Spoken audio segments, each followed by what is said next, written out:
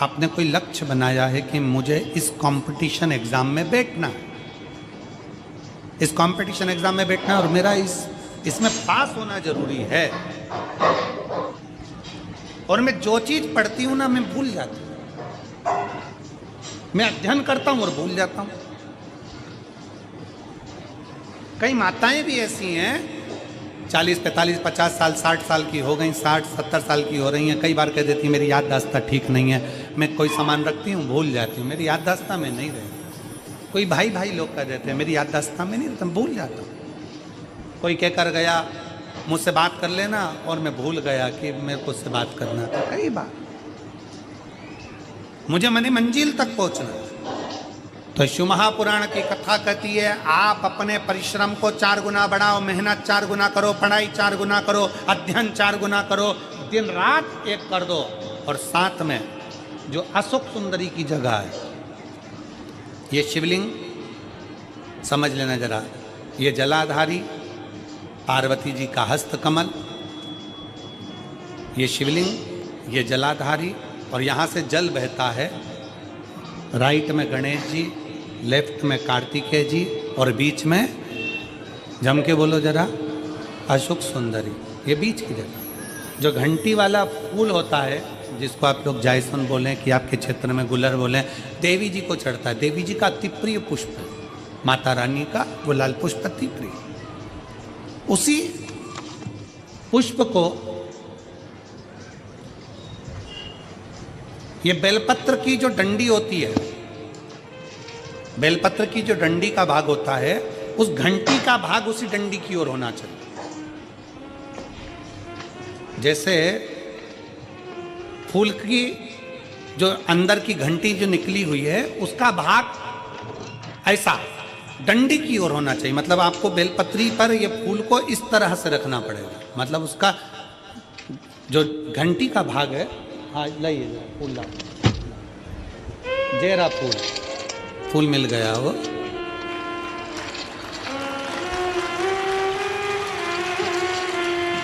फूल मिल गया।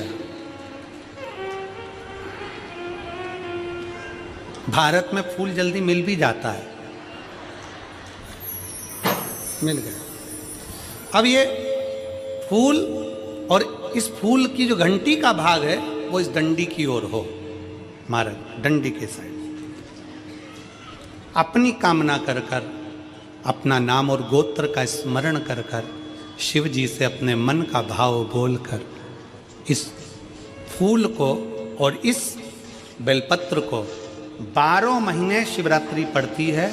किसी भी शिवरात्रि पर अशोक सुंदरी वाली जगह पर, शंकर के शिवलिंग की ओर जो अशोक सुंदरी की जगह है, वहाँ पर डंडी और घंटी का मुख शिवलिंग की ओर होते हुए उस बेलपत्र को समर्पित करो।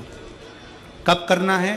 पहले 1 लोटा जल समर्पित कर कर, फिर ये बेलपत्र अपनी कामना कर कर, बाबा से विनय कर कर, बाबा मेरा ये कंपटीशन एग्ज़ाम है, मैं पढ़ूंगी, 4 गुना मेहनत करो, अध्ययन करो, अच्छी पढ़ाई करो, दिल से पढ़ो, रात दिन एक कर दो, और 1 घंटी का पुष्प, 1 बेलपत्र, जब तक तुम्हारा एग्ज़ाम ना आए, 4 महीना, 5 महीना, 3 महीना, प्रत्येक शिवरात्रि, हर महीने शिवरात्रि आती है, प्रत्येक शिवरात्रि पर समर्पित करो। आप अपने लक्ष्य तक पहुंचोगे ही, कोई रोक नहीं सकता। आप अपने लक्ष्य तक, अपनी मंजिल तक पहुंच ही जाओ। बोल बम का नारा है। सुनो कुबेर, सुनो दाता विधाता, इस बेलपत्री के पेड़ के नीचे तुम्हारा रात्रि को, शाम को 6 बजे से लेकर रात्रि को 8 बजे तक तुम्हारा निवास होगा। जैसे पीपल के पेड़ में देवताओं का निवास, आपको आप लोगों ने यदि पद्म पुराण पढ़ी होगी या सुनी होगी तो उसमें स्पष्ट कहा है, पीपल के वृक्ष की गणना ध्यान देना, पीपल के वृक्ष में सुबह 4 बजे से लेकर 7 बजे तक ब्रह्मा जी का वासा होता है। पीपल के वृक्ष में सुबह 7 बजे तक ब्रह्मा जी का वासा, 7 बजे से लेकर 10:30 बजे तक पीपल के वृक्ष में भगवान विष्णु का वासा होता है। कितनी बजे तक? 10:30। 10:30 से लेकर 11:30 12 बजे तक पीपल के वृक्ष में पितरों का वासा होता है। इसलिए हमारे यहाँ पितरों को श्राद्ध पक्ष में जो भोजन कराया जाता है वो 10:30 से 12 के बीच में कराया जाता है। 12 बजे के बाद पीपल के वृक्ष में दोपहर के 1:30 बजे तक आहूतों का वासा रहता। आहूत कौन? जो गर्भ में शांत हो गए, जो कुंवारी अवस्था में शांत हो गए, जो जन्म लेने के बाद उनका विवाह नहीं हुआ और शांत हो गए, उन आहूतों का वासा उस पीपल के वृक्ष में दोपहर में 1:30 बजे तक रहता है। उसके बाद में प्रेतों का वासा चालू होता है, इसलिए दोपहर के समय पीपल के पेड़ की परिक्रमा नहीं होती। फिर शाम को 4 बजे से 7 बजे तक पीपल के वृक्ष में शंकर जी का वासा होता है, इसलिए शाम के समय पीपल की परिक्रमा नहीं होती। 7 बजे के बाद में पीपल के वृक्ष में रात्रि को 9 बजे तक कुबेर का वासा होता है। फिर 9 बजे के बाद में प्रेत वास